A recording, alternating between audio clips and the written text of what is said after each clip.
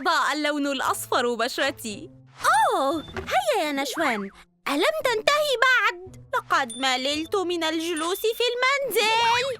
بعض الوقت يا عزيزتي، الخروج اليومي ليس بالسهولة التي تعتقدينها.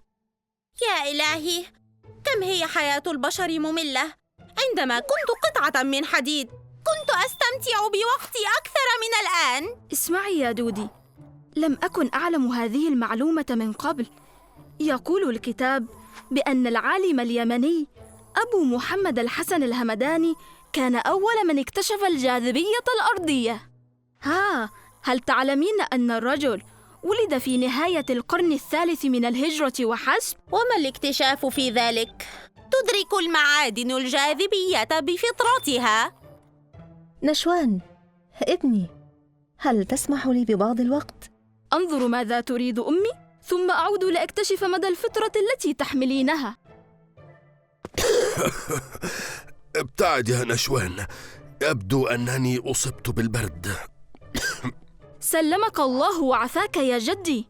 هل تريد مني الذهاب للصيدلية لأحضر لك دواء؟ أنا من أريدك يا نشوان أن توزع هذه الأكياس. لن أستطيع توزيعها بنفسي، لا بد أن أبقى مع جدك. اطمئن، ليست ثقيلة كما تبدو. حسناً يا أمي، سأنطلق حالاً. أنت تتعبين كثيراً وأتمنى فعلاً أن أساعدك. شكراً يا نشوان، لا تدري كم يفرحني هذا الكلام. هل يمكنني بعد أن أنتهي من عملي أن آخذ نزهة قصيرة بالدراجة؟ لا بأس، لكن لا تبتعد عن المنزل، ستجد العناوين داخل الأكياس. لم يتبقى لنا سوى دار الحجة آمنة، ويصبح اليوم مفتوحاً لنا. إلى أين ستأخذني بعدها؟ كنت أود لو أنت اليوم من تسافرين بي. ألم تكتفي بعد من مغامرة ذلك النهار؟ بالكاد نجونا من مخاطرة المغامرة السابقة. بالطبع، كان هناك مخاطر كثيرة، لكننا تسلينا كثيراً، لا تنكري ذلك.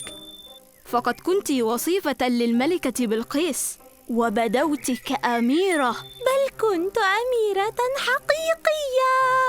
ما رأيك إذن؟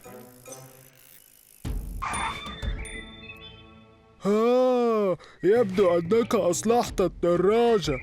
جيد، حتى تتوقف عن البكاء كالبنات. ما الذي تحمله في هذا الكيس؟ ليس من شأنك. اترك الفتى وشأنه يا شيطون. عيني، ارفع إصبعك. ماذا يا أبي؟ لماذا أتركه؟ قلت لك اتركه وحسب. لماذا لم تتركني أضربه؟ ليس الآن. على الأغلب إنه لم يخبر جده بأمر السفر عبر الزمن، وهذا جيد بالنسبة لي. لذلك أريد أن يطمئن لي حتى أعرف الطريقة التي سافر بها برفقة دراجته التي استطاعت الكلام. ربما وجدها في كتاب مماثل لذلك الذي سرقته، والذي تمكنت من خلاله من السفر عبر الزمن. كلا، لقد قرأته كله. لا يوجد فيه طريقة للسفر غير تلك التي حصلنا عليها. ليس هذا وقت نشوان. هل نسيت موعدنا؟ علينا الاستعداد للاحتفال الذي أعددنا له وقتا طويلا. يجب أن لا نتأخر عليه. حسنا يا أبي، انتظرني. قد أنهينا عملنا وابتعدنا بما فيه الكفاية عن الرسي. أرجوك يا دراجتي السحرية، استخدمي سحرك لنعيش يوما جميلا. أليس غريبا أن الرسي لم يسألك عن سفرك؟ على الأغلب إنه لا يريد مواجهة جدي، ولعله لم يستوعب هزيمته بعد. البعض يزداد جبنا حينما يذوق طعم الهزيمة. دعك الآن من الرسي ولنعد إلى أمر السفر. ماذا قلت؟ حسناً، ولكن هذه المرة وحسب. سأحاول. هيا، اصعد علي. إلى أين سنذهب هذه المرة؟ إذا أكثرت من الأسئلة سأقذف بك إلى خارج الزمن. قلت لك مسبقاً أنني لست بارعة في الحسابات. تعرف، ربما أحتاج إلى مساعدة. ما هذا؟ رأيت البعض يضعها على تابلو السيارة. قد يساعدنا وضعه في معرفة الاتجاهات. أرجوك يا إلهي ساعدني. أجل يا صديقتي العزيزة، هيا بنا إلى رحلة جديدة. هاي حضرات المسافرين الكرام، أسعد الله أوقاتكم. نرحب بكم في رحلة جديدة على متن دودي. لا يهم إلى أين أو من سنقابل، يكفي أن نكون سعداء. دراجتي، انظري جوارك. يا لهذه الصدفة الجميلة. أراهن بأن صديقتنا لم تصل إلى وجهتها منذ لقائنا الأخير. على الأغلب أن السلحفاة لا ترحب بصحبتنا. يبدو أنك أحسنت الاختيار يا دراجة. لم أزر من قبل حديقة مبتسمة.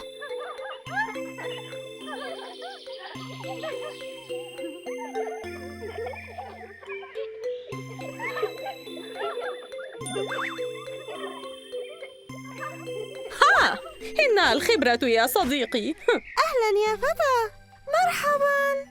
أهلا وسهلا، مرحبا. أهلا وسهلا، مرحبا. أهلا يا صديقتي، ما اسمك؟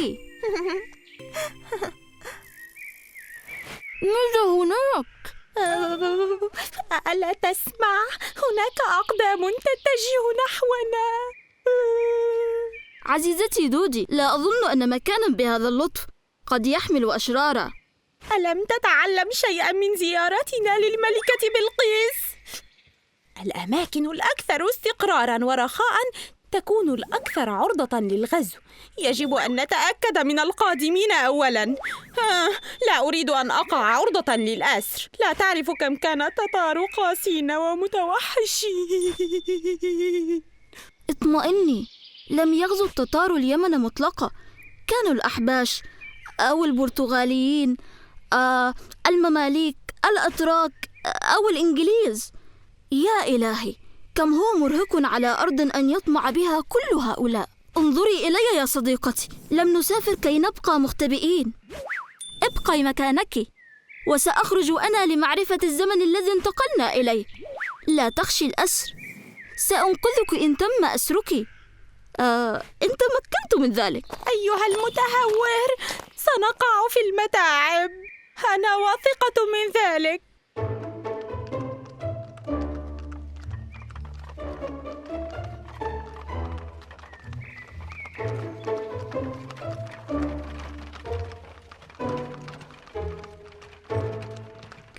لست مطمئنة يا نشوان. قلت لك لا تخشي شيئا، اصمتي وحسب.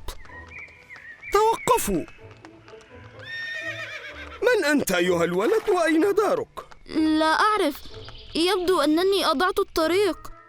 هل لكم أن ترشدونا إلى موقعنا؟ كما أنني لا أتذكر في أي يوم نحن. نحن في يوم احتفال الحصاد السنوي يا فتى. لا بأس لا بأس.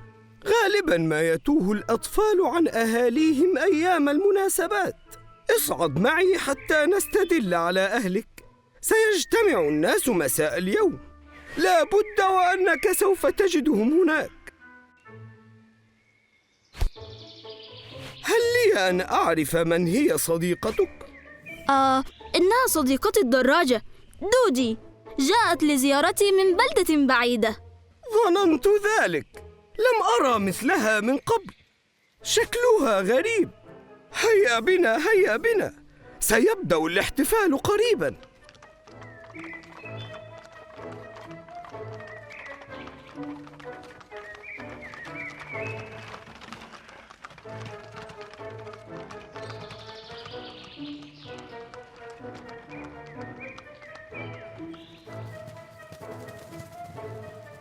يا إلهي، مدينة الملكة بلقيس.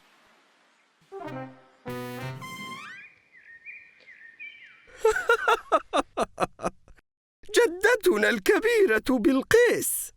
نعم نعم، لقد ازدهرت دولتنا في عهدها. حتى أصبح اسم مملكتنا ورغم مرور مئات السنين مرتبطا بها. صديقتي العزيزة توفيت. أنا لا أحب السفر عبر الزمن، إنه يبعدنا عن أصدقائنا.